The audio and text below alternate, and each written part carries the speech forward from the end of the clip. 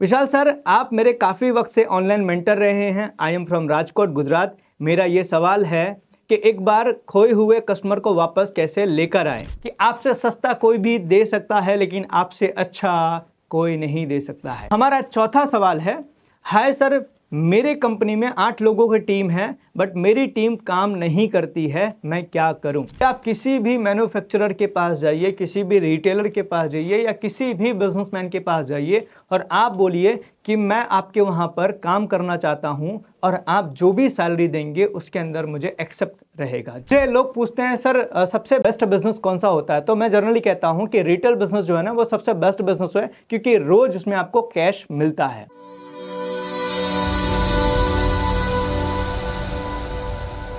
कैसा दोस्तों, हमने एक वीडियो बनाया और उसमें आपके सवालों के जवाब दिए और आप लोगों ने उस वीडियो को बहुत प्यार दिया और आपने वहां पर भर भर के और भी सवाल पूछे। तो मैं हाजिर हूं दूसरी बार उन्हीं सारे सवालों के जवाब लेकर, जिसमें मैं आपको बताऊंगा कि आपने जो सवाल पूछा है उसका आंसर क्या है और कैसे आप अपने बिजनेस में उसका इंप्लीमेंट करके अपने बिजनेस को ग्रो कर सकते हैं। तो चलिए शुरू करते हैं। सबसे पहला हमारा सवाल है, सर मैं अनवर सफ़ी गोरखपुर से, मेरा एक छोटा सा जूते चप्पल का दुकान है। एक छोटे से चौराहे पर लगभग 1 साल होने वाला है। आपकी दुआ से अच्छा चल रहा है, पर जो भी दिन भर बिक्री होती है वो घर की ज़रूरत के खर्चों में हो जाता है। दुकान में माल सामाल नहीं बढ़ा पाता हूँ, कृपया मार्गदर्शन कीजिए। अनवर जी, मैं भी गोरखपुर से ही हूँ और मैं आपके बिज़नेस की बहुत तारीफ़ करता हूँ कि आप जिस बिज़नेस के अंदर हैं ये बिज़नेस बहुत ही बेहतर बिज़नेस है। मैं आपको बताता हूँ, मुझे लोग पूछते हैं सर सबसे बेस्ट बिज़नेस कौन सा होता है, तो मैं जनरली कहता हूँ कि रिटेल बिज़नेस जो है ना वो सबसे बेस्ट बिज़नेस है, क्योंकि रोज़ उसमें आपको कैश मिलता है।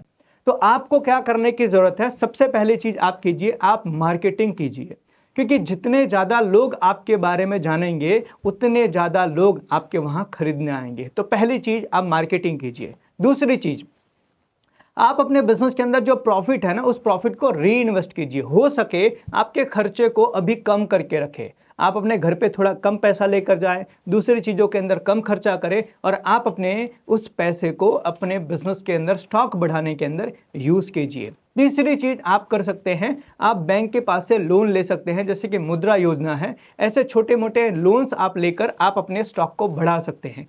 चौथी चीज़ आप कीजिए कि आप अपने बिजनेस के अंदर जो परचेजिंग है उसको आप ज़्यादा से ज़्यादा बार्गेनिंग करके कीजिए। आप हो सके तो कैश पैसा दीजिए लेकिन आप डिस्काउंट बढ़ा लीजिए। जितना कम खरीदी आप, जितने कम में आप खरीदी करेंगे उतना आपके प्रॉफिट के मार्जिन को आप बढ़ा पाएंगे। तो इन सारी चीज़ों को करके आप अपना स्टॉक बढ़ा सकते हैं, आप अपना सेल्स बढ़ा सकते हैं, आप अपना बिजनेस बढ़ा सकते हैं। अगर ये सारे तरीके नहीं भी काम आए तो मैं कहूँगा कि आप अपने बिजनेस के अंदर एक पार्टनर ले लीजिए और उनको बोलिए कि आप कुछ पैसे मेरे बिजनेस में इन्वेस्ट कीजिए, उसके सामने मैं कंपनी का कुछ भाग आपको दे दूंगा।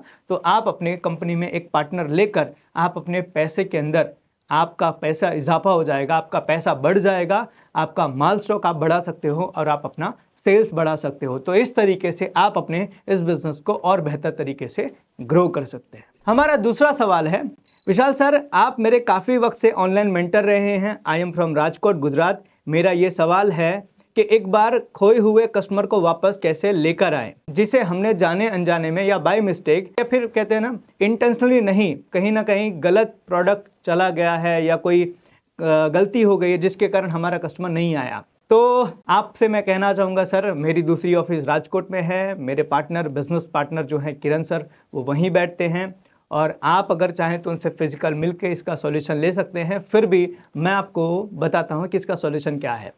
सबसे पहले तो आप जितने भी कस्टमर के साथ में ये गलतियां आपसे हुई है उन कस्टमर को सामने से फ़ोन करके आप अपनी गलतियां एक्सेप्ट कीजिए। जी हाँ, आप बताइए सर मेरे से या मेरी टीम से गलती हुई थी और उस गलती के लिए मैं क्षमा मांगता हूं। अगर आप ये गलती एक्सेप्ट करेंगे तो मैं पूरे विश्वास के साथ कह सकता हूं कि वो ग्राहक आपके वहां दोबारा आएंगे, क्योंकि जब हम झुक जाते हैं तो हर विनम्र इंसान को दूसरे लोग मौका ज़रूर देते हैं।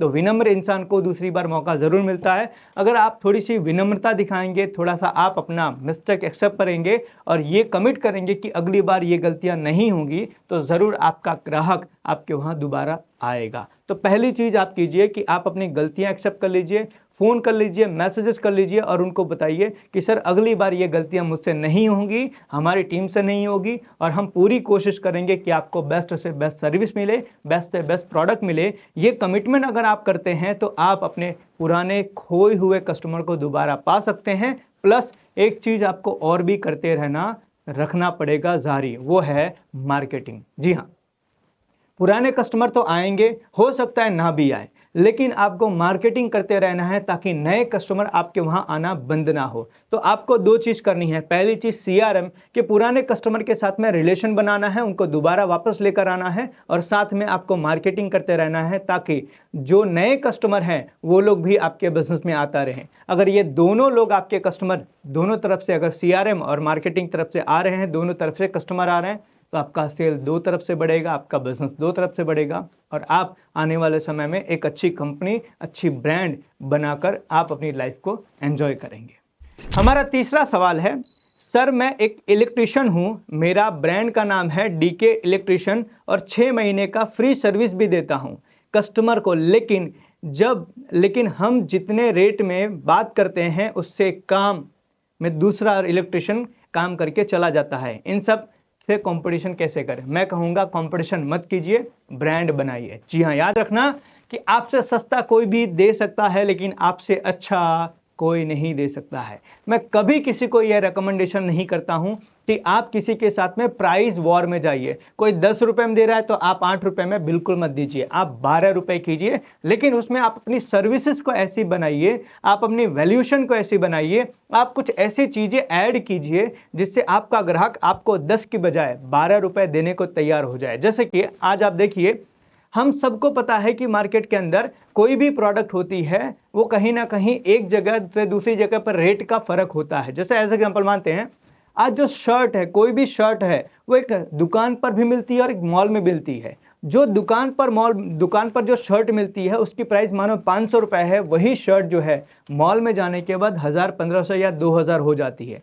फिर भी 500 की शर्ट हम दुकान पर से लेने की बजाय मॉल पर लेना पसंद करते हैं। क्यों? क्योंकि मॉल में जाने के बाद उसकी वैल्यू बढ़ जाती है, उसका डिस्प्ले करने का तरीका बढ़ जाता है, वहाँ पे जो लोग आने वाले हैं, जो बात करने वाले, आपके जो सेल्समैन हैं, वो आपको सर्विसेज ऐसे देती हैं कि आपको मज़ा आ जाता है, आपको खुशी महसूस होती है।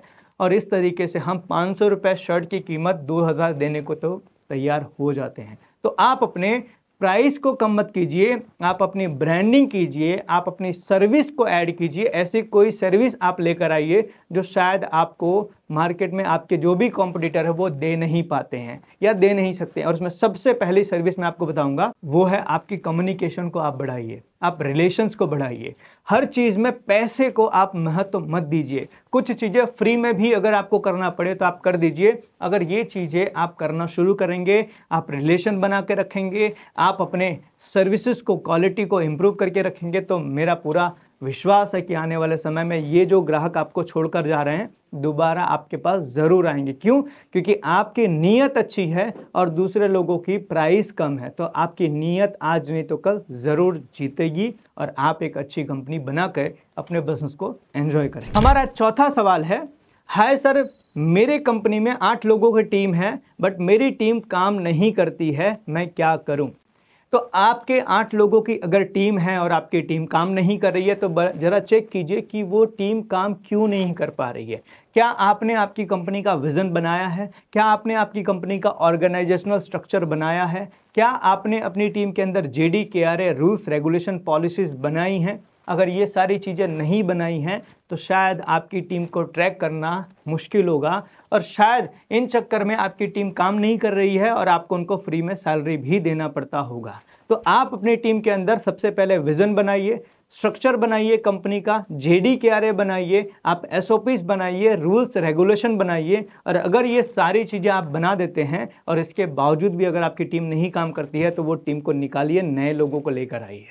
जी हाँ, आप सिस्टम बनाइए। जितना बेहतर सिस्टम बनाएंगे उतना बेहतर आप अपनी टीम से काम ले पाएंगे। याद रखना, टीम कभी भी अपने खुद से काम नहीं करेगी, आपको उनसे काम करवाना पड़ेगा और उस काम को करवाने के लिए आपको सही सिस्टम, सही प्रोसेस आपको बनाना बहुत ज़रूरी है, तभी आपकी टीम काम करेगी और आपके बिजनेस को ग्रो करने में आपकी मदद करेगी। और एक सबसे बड़ी चीज़ जो आपको हमेशा ध्यान रखनी है कि आपको आपके अंदर इमोशन रखना है, लेकिन आपको इमोशनल नहीं बनना है। अगर कोई बंदा आपकी टीम के अंदर कोई ऐसी चीज़ कर रहा है जिससे आपकी कंपनी का कल्चर ख़राब हो रहा है, आपकी कंपनी का नियम टूट रहा है, आपकी कंपनी के अंदर दूसरे लोगों को वो भड़का रहा है, तो आप उसको बिना हिचक हुए, बिना आपको डरे घबराए, प्रेम से उसको मना कर देना है कि सर हम आगे साथ में मिलके काम नहीं कर सकते हैं। यहाँ पे आपको बिल्कुल भी इमोशनल नहीं बनना है, आपको बिज़नेस के हिसाब से, बिज़नेस को ध्यान में रखे रैशनल डिसीजन लेकर उसको मना करना है। और ये सारी चीज़ें करके आप अपनी टीम से परफॉर्मेंस ले सकते हैं और आपकी टीम आपके बिज़नेस को ग्रो करने में हेल्प करेगी। हमारा 5वां सवाल है कि सर अभी मैं कॉलेज पास आउट हुआ हूँ, तो अभी से हम सेल्स में जाना चाहते हैं, स्टार्ट कहाँ से करें, प्रोडक्ट कौन सा लें और कहाँ से इसकी शुरुआत करें, कहाँ से इसके बारे में हम जानकारी लें। तो मैं आपको कहूँगा कि आप किसी भी मैन्युफैक्चरर के पास जाइए, किसी भी रिटेलर के पास जाइए या किसी भी बिजनेसमैन के पास जाइए और आप बोलिए कि मैं आपके वहाँ पर काम करना चाहता हूँ और आप जो भी सैलरी देंगे उसके अंदर मुझे एक्सेप्ट रहेगा। याद रखना कि आपको ये चीज़ कभी भी कंडीशन में नहीं रखनी है कि मुझे इतनी सैलरी मिलेगी तो ही मैं काम करना शुरू करूँगा। आप बताइए, मैं सेल्स करना चाहता हूँ और मैं सेल्स करने के लिए आप मुझे जो सैलरी देंगे मैं उसमें काम करने को तैयार हूँ। आप अप्रोच कीजिए, किसी भी बिजनेसमैन के पास जाएंगे, अगर आप बोलेंगे मैं आपकी कंपनी में सेल्स में जुड़ना चाहता हूं, आपकी प्रोडक्ट को सेल करना चाहता हूं, तो आपको कोई भी मौका देने के लिए तैयार हो जाएगा। तो आप किसी भी, आपके आसपास कोई भी बिजनेसमैन है, उनसे आप मिलिए, आप उनको बताइए कि सर मुझे आपकी कंपनी में सेल्स में ज्वाइन होना है, आपके प्रोडक्ट को सेल करना है, मुझे एक मौका दीजिए, आप जो भी सैलरी देंगे मुझे उसमें चलेगा। आप यहाँ से शुरुआत कीजिए। अगर आप अपने आप को फ्री में 6 महीने तक बिना पगार के अगर आप काम करने के लिए तैयार हैं, तो मैं आपको कह रहा हूं कि आने वाले 6 साल के अंदर आप वो करेंगे जो शायद आपके खानदान में किसी ने भी नहीं किया है। तो आप सबसे पहले अपना माइंडसेट बना लीजिए कि मुझे 6 महीने सेल्स में बिना पैसे के काम करना है। किसी भी कंपनी में आप जाके बोलेंगे मुझे सेल्स में काम करना है बिना पैसे के, या आप जो सैलरी देंगे उसके अंदर, तो कोई मना नहीं करेगा। और यहाँ से शुरुआत करके आप अपना सेल्स का करियर शुरू कर सकते हैं और आने वाले समय में एक बहुत बढ़िया सेल्समैन और बहुत बढ़िया बिजनेसमैन आप बन सकते हैं अगर आपने ये चीज़ें करना शुरू किया तो ये सारे आपके सवाल थे जो आपने ऑनलाइन मुझे पूछे थे और मैंने पूरी कोशिश की कि आपको उन सवालों का सही तरीके से जवाब दूं। अगर आपके और भी ऐसे सवाल हैं जो आप अपने बिजनेस के रिगार्डिंग पूछना चाहते हैं तो आप कमेंट में जाइए और अपने सवाल पूछिए। मैं इस वीडियो के माध्यम से कोशिश करूंगा कि आपको आपके उन सभी सवालों का जवाब दूं, जिससे आप अपने बिजनेस में, आप अपनी लाइफ में और आप अपने लाइफ के हर पहलू को कामयाब बना सके। आप हर लाइफ के किसी भी जगह पर आप अपने आप को बेहतर बना सके। तो मैं ऐसे ही पूरी कोशिश करूंगा कि आपको सही सवालों के सही जवाब दूं, ताकि आप अपने बिजनेस को ग्रो करते रहिए। और आपके कोई भी सवाल हो आप कमेंट में पूछिए, हम पूरी कोशिश करेंगे कि इस तरीके से आपके साथ जुड़े रहें। Thank you so much, wish all the best. मिलेंगे नेक्स्ट वीडियो में।